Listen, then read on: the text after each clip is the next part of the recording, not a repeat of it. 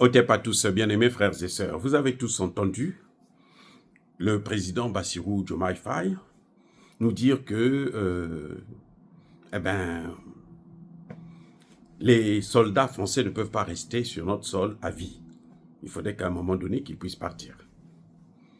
Et pas plus tard qu'il y a au mois de décembre, je crois, le Premier ministre Sonko a rappelé que le président avait promis. Il n'a pas pris encore d'engagement. Il avait seulement promis qu'il devrait faire partir ses forces françaises.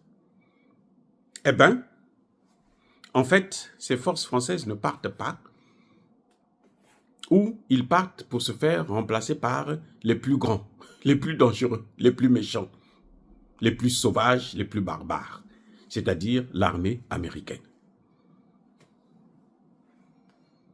Afrique Initiative vient de faire une révélation comme quoi les Américains sont en train de chercher un entrepreneur qui va construire une base militaire en plein centre urbain, donc au centre du Sénégal, au milieu de Dakar, pour former les soldats sénégalais, et peut-être même africains, parce que bon, ils se cachent derrière, bon, on va aider les Africains, dans la formation de la guerre urbaine. Bon, pourquoi vous déshabillez Pierre pour habiller Paul? C'est quoi ça de dire que nous devrons faire partir toutes les bases françaises et les autres, y compris américaines? Parce qu'on sait que les Américains ont déjà une base. Ça va être la deuxième, dans le même pays, au Sénégal. Alors, pourquoi vous voulez déshabiller Pierre pour habiller Paul?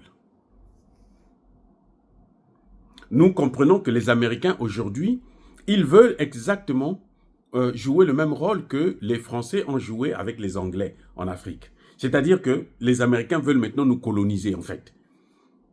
Vous voyez, ils ont pris goût. À force de dominer le monde, ils se sont dit, bon, surtout les indigènes, comme les nègres là, on pense qu'eux, ils ne sont pas des êtres humains et on peut faire de ce qu'on veut. Donc, les Américains se disent qu'on va prendre la place des Occidentaux, hein, des Français, des Anglais et les autres. Voilà ce qui est en train de se passer, en fait, en Afrique. C'est que les Américains se disent que c'est maintenant à leur tour de négocier. C'est comme ils avaient fait pour prendre la RDC. La RDC, là, c'est la chose des États-Unis. C'est ce que justement Tshisekedi et tout son gouvernement n'ont pas encore compris. Ça, c'est une propriété. Comme ça avait été la propriété de Léopold II, là. Aujourd'hui, c'est la propriété des Américains. C'est à nous maintenant de nous battre pour sortir la RDC de ce piège, de cette situation. Ouais. Donc, les Américains aussi deviennent des colonisateurs. Mais ils sont pires parce que eux, ils font carrément l'esclavage. Et ce siècle, ça ne peut plus marcher. Et vous avez bien des Américains, vous allez voir que quand ils sont en train de faire des démarches, ils vont vous envoyer des Noirs. Actuellement, le patron de Africom, c'est un Noir. Parce que pour lui, c'est facile de parler avec d'autres Noirs que nous sommes. Mais après, à un moment donné, on va l'enlever. C'est qu'il oublie là. À un moment donné, on va l'enlever et puis on va placer un autre vrai colon. Le vrai de vrai. Le coderme. Donc, quand le Sénégal nous dit qu'ils veulent chasser Déjà, ils ne l'ont pas fait parce qu'ils n'ont pas dénoncé les accords. Le Tchad l'a fait. Hein. Le Tchad l'a fait. Le Sénégal n'a jamais dénoncé les accords. Le président Traoré nous a bien expliqué qu'on ne peut pas renégocier. On ne peut pas chasser ces gens si vous n'avez pas dénoncé ces accords. Oui.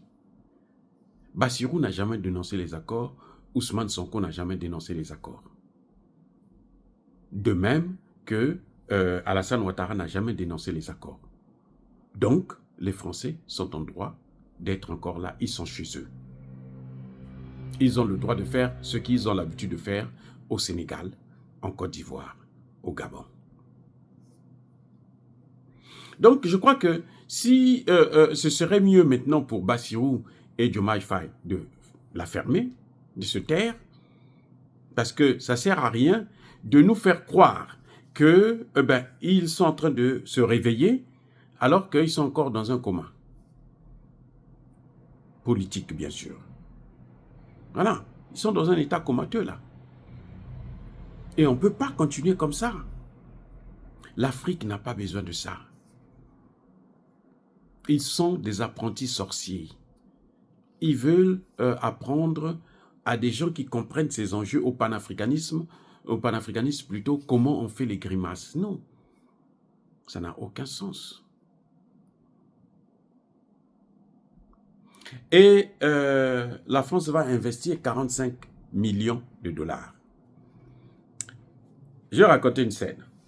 Vous savez que les Français les Américains plutôt ce sont les Américains qui vont investir 45 milliards pour cette putain de base que personne, parmi les jeunes Sénégalais, n'est fier. Alors, ils sont en Irak. Ils sont en train de piller le pétrole. En 2018-2019, le Parlement irakien, écoutez bien, le Parlement irakien a demandé à l'armée, au gouvernement américain, de retirer son armée. Ils disent, on ne veut plus de vous, partez chez vous.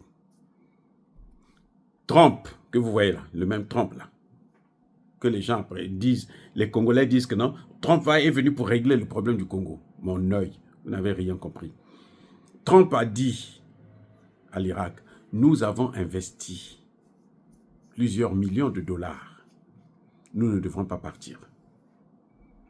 On doit continuer à piller votre pétrole. C'est aussi simple que ça. Donc, les 45 millions de dollars là qu'ils vont investir là, c'est à vie. Vous voyez comment Trump, qu'est-ce qu'il est venu faire là? Il a relancé les sanctions contre Cuba. Qu'est-ce que Cuba a fait encore? Rien, mais il a renouvelé. Le premier jour même, il dit non, les sanctions là, il faut les maintenir. Vous croyez que des gens comme ça là, c'est des gens avec lesquels vous pouvez coopérer.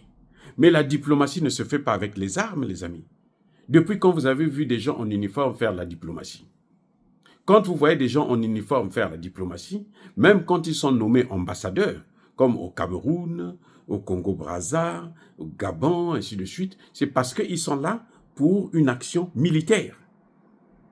Ils sont là pour déstabiliser le pays si le gouvernement qui est là en place ne fait pas leur volonté. Donc, quand vous voyez un gouvernement rester si longtemps, c'est parce qu'il fait la volonté des Occidentaux. Et quand il fait la volonté des Occidentaux, vous allez le savoir, parce qu'il n'y aura pas de résultat. Les amis, ce n'est pas parce qu'ils volent l'argent, non. En fait, c'est parce qu'ils font la volonté des Occidentaux. Et ce sont les Occidentaux qui les poussent à voler de l'argent. Parce que quand ils volent l'argent, ils font quoi? Ils vont investir en Occident. Donc, c'est avec la complicité des Occidentaux qu'ils volent de l'argent. Vous voyez? Donc, en acceptant une seconde base militaire américaine, parce que quand Sonko dit « on va chasser les bases françaises et les autres », mais les autres, ce sont lesquels? Ce n'est pas les Chinois, ce n'est pas les Russes, ce sont les Américains. Il n'a pas dit le nom, mais nous, on sait que ce sont les Américains, ils ont déjà une base. Mais tout ça, c'est la démagogie puisqu'ils sont en train de recevoir une nouvelle base. J'espère que cette fois-ci, ils vont réagir tout de suite pour arrêter ce carnage-là. Parce qu'on n'a plus besoin de ça en Afrique. Ils n'ont qu'à aller faire des bases chez eux. Aux États-Unis, là, c'est 9 millions de kilomètres carrés. Ils ont donc de l'espace pour mettre toutes les bases militaires qu'ils veulent. Et la sécurité des États-Unis ne peut pas être garantie au Sénégal. Ce n'est pas possible. Ça ne se fait pas. Parce que nous, au Sénégal, sa sécurité va être garantie par quel pays? Où? Depuis la France? Depuis les États-Unis? Quand il y a eu les attentats de 9/11, est-ce que ça a touché l'Afrique? Non. Donc leur sécurité à eux, là, c'est ici d'abord. Ce n'est que ici, ce n'est pas en Afrique. En Afrique, nous étions tranquilles, dans notre pauvreté. Mais maintenant, depuis qu'ils ont commencé à mener les bases militaires, on n'a que des problèmes. Les amis, Ousmane Sonko et son président Bassirou devraient commencer à réfléchir un peu mieux parce que l'Afrique n'a plus besoin de ces bases militaires qui viennent pour avaler nos souverainetés. Soyez bénis, abondamment bénis par le Dieu des Kémites et par nos ancêtres angélisés, mais que tous ceux qui persécutent le continent africain, le pillent et le déstabilisent, qu'ils soient noirs, blancs, chinois, arabes, juifs, indiens ou qui qu'ils soient punis, maudits, foudroyés, neutralisés, écrasés, effacés par le Dieu des Kémites et par nos ancêtres angélisés. Vive l'Afrique éternelle, je dis et j'assume.